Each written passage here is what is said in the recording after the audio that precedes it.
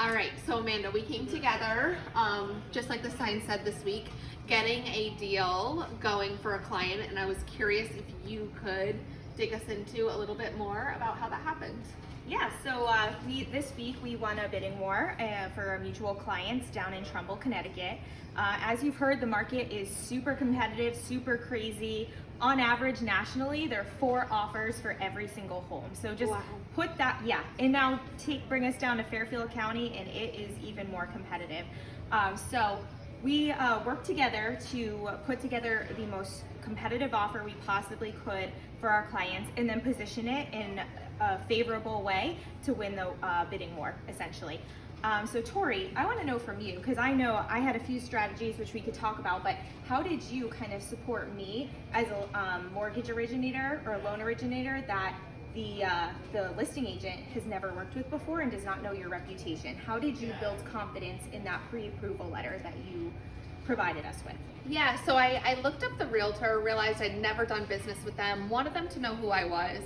So I made sure that I went ahead and texted them a beautiful photo of myself with my contact card, and also just let them know and reassured them, like, these are quality buyers. I verified their income, verified their assets, and there's really nothing that will be left on the table. I think that brought us really to the next level with the multiple offers. Absolutely. And then with that and them knowing, obviously the financing piece is the most important. Sellers want to know that this deal is not going to fall through. So Tori really backed me up and gave that seller the confidence that they needed to move forward. My buyers also put together a stellar offer that was super strong, and we got it in quickly. We tried to, put a deadline on it before the open house happened. One of the strategies that we had was to also include an appraisal gap contingency in there, which I can discuss in a later video, what that is and how that can really help you in a competitive situation. We also lined up inspections ahead of time so that the sellers knew we are trying to get that inspection contingency behind us as soon as possible. So we had the inspector lined up, we had a tentative inspection date for them. So as soon as they said, the house is yours, we said, great, this is when we're inspecting it and we're gonna get this done. We also provided up front, here's the attorney that the buyers are gonna work with, and here's all their contact information. That way we are ready to roll as soon as we get this offer accepted. Absolutely no funny business. We're gonna make this deal seamless and as easy as possible. I thought it was also really cool, even with the appraisal gap. You had the seller's agent come back to you and say, I want the appraisal contingency completely waived. And what you did was, that's not possible. I said no.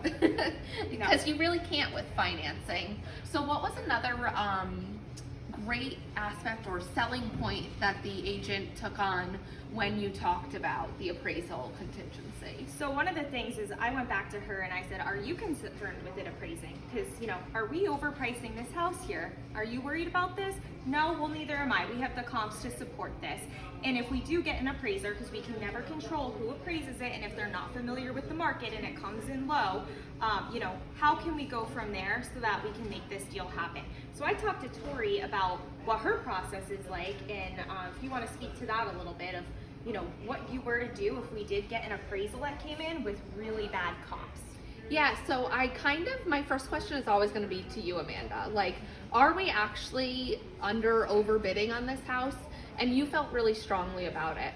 So I also had mentioned to you and to let the seller's agent know, like, hey, I'm on your team. I'm on team, let's get this deal closed. So if anything came back with an appraiser that didn't know the area, undervalued comps they came in with, I'm gonna be on your side and a part of your team to get this deal closed, and bring that up and have an appraisal reconsideration of value and fight with you, because we know that that's really what's going on right now.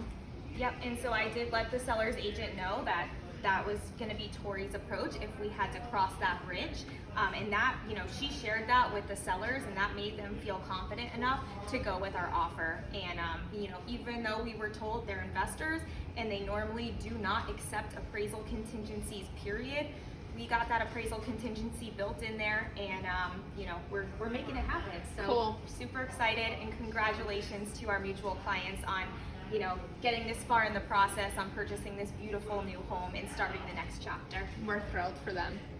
Let's be stupid and high five. Woo!